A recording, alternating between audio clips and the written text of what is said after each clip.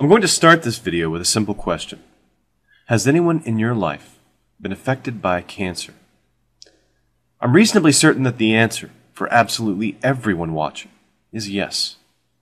Cancer is the cause of 12.5% of all deaths worldwide.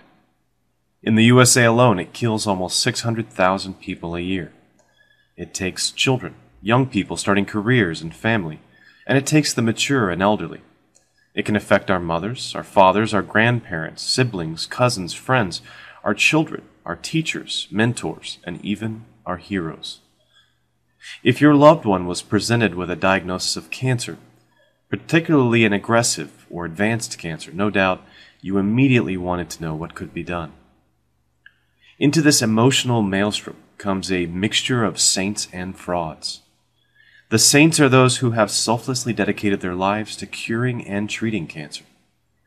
The frauds are those who try to profit from desperation, from fear of loss. It's not always so easy to tell the two apart. I want to present the case of Dr. Stanislaw Burzynski in my home state of Texas. Dr. Burzynski owns and operates a private clinic that offers alternative cancer treatments and has been the source of some controversy. While there's a great deal I would like to talk about, from the point of view of my background as a cancer researcher, I want to present 3 red flags about the Burzynski Clinic that you can confirm for yourself. If you, or someone you know, is considering a referral to the Burzynski Clinic, I hope you'll review the content here first and take the time to ask some critical questions of the clinic operators. The decision is yours, and yours alone. I only want to highlight 3 undisputed facts that would give me pause that I suggest you research on your own. Fact 1. The Burzynski Clinic have initiated 62 clinical trials of cancer compounds and only completed 1. Clinical trials are required for new drug approval in the U.S. They must pass through 4 phases. First, testing for safe dose, then effectiveness against a particular cancer, followed by a comparison of effectiveness versus existing therapies, and lastly into long-term monitoring of harmful effects. Every clinical trial has to register before starting, a practice intended to prevent drug companies from sweeping unsuccessful results under the rug. Not every clinical trial manages to recruit enough patients. Some are terminated early, and some are closed when it's obvious the drug is unsafe or ineffective. For every 3 completed trials, there's probably 1 that was closed prematurely. However, the Burzynski Clinic have an unprecedented 62 trials pre-registered, but only 1 of them ever went all the way to completion. That's our first red flag. Why is a clinic supposedly developing new therapies for cancer not finishing their studies, determining whether the treatment is effective or not? Instead, they always just give up and cancel the study, the final stage. One possible explanation is that clinical trials are the only way that unproven drugs can be given to patients without major medical liability issues. It's possible that someone could abuse the clinical trial system to use ineffective or toxic therapies long term. That is, they could exploit a loophole in the laws designed to protect patients, running endless trials to end run around safety and efficacy requirements for new drugs. I'm not going to say that Dr. Burzynski is doing that, but you can confirm for yourself at clinicaltrials.gov that the Burzynski Clinic has initiated 62 clinical trials, but only completed 1. Fact 2. The Burzynski Clinic charges patients to receive trial medications. In addition to the very low rate of completion of all these clinical trials, Dr. Burzynski has taken the almost unheard of step of charging patients for their participation in a clinical trial to test a drug that the clinic has a patent on. These trials, especially phase 1 and 2 trials, often use guesses to determine a safe starting dose or what the eventual side effects will be. Patients bear some risk of harm, which usually entitles them to at least free study medication. This is almost universal in clinical trials.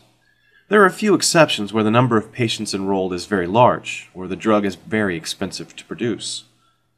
So why is the Burzynski Clinic charging patients tens or hundreds of thousands of dollars to participate in these open-ended trials? They seem to be potentially profiting from what should be costly R&D for any other research clinic. It's a red flag for me. The fact that insurance companies won't pay for the untested drugs means that the financial burden falls entirely on loved ones and charities or members of the community. For a family, that can mean facing a choice between pursuing a therapy they're told is experimental and effective, possibly facing bankruptcy or debt, or facing the death of a loved one. If the Burzynski Clinic want to earn their money back to make a profit, I would suggest they start running trials in earnest, give study medication at no charge, then bring their cancer therapy to market so that it can be distributed to everyone in the world, and not just patients at the clinic in Houston who can afford the steep fees. Fact 3. The Burzynski Clinic make heavy use of marketing techniques. You may have seen the Burzynski movie titled Burzynski, Cancer is Serious Business, produced, directed, and narrated by Eric Merola. Eric is a commercial art director making promotional video content for the likes of Campbell Soup, Volkswagen, and Old Navy. The film, if you choose to watch it, is a rather unabashed 100-minute commercial for Dr. Burzynski and his treatment. The problem is that it clearly doesn't tell the whole story or examine the issue from both sides. It appeals a great deal to pathos and testimonials and conspiracy. You'll also notice the use of meaningless marketing buzzwords. This is most notable in the use of the term gene-targeted. In science, this refers to the specific practice of introducing an agent which interacts in the cell with a single sequence of RNA or DNA, the gene or gene product most responsible for the progression of the cancer. Burzynski, on the other hand, has used the term as a way of describing his special therapy, since it causes the cell to make more or less of a gene product.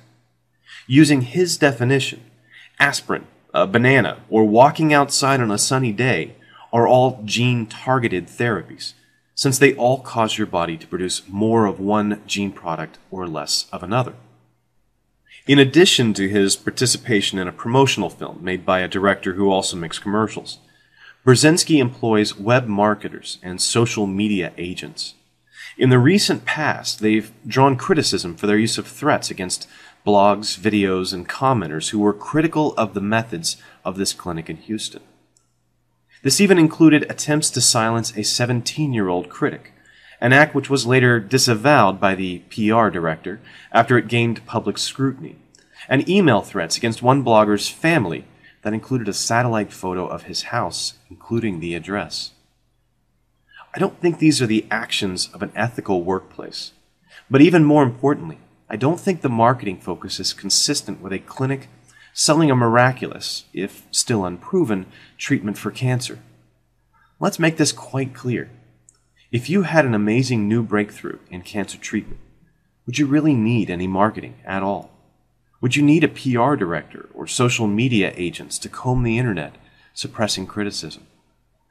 I think the best solution to the kind of difficult choice facing someone considering a referral to the Burzynski Clinic is clear information. I hope I've given you 3 points to consider that you can independently confirm. If you or a loved one are facing the ominous Big C, I want to assure you that there are some amazing people out there who are working tirelessly on your behalf. We make progress every year in diagnosing earlier, treating more effectively. Hope does not go in vain, but don't allow that hope to blind you to people who would try to profit from your desperation. Thanks for watching. Every cell of each plant and animal contains genetic information coded onto the DNA molecule. The model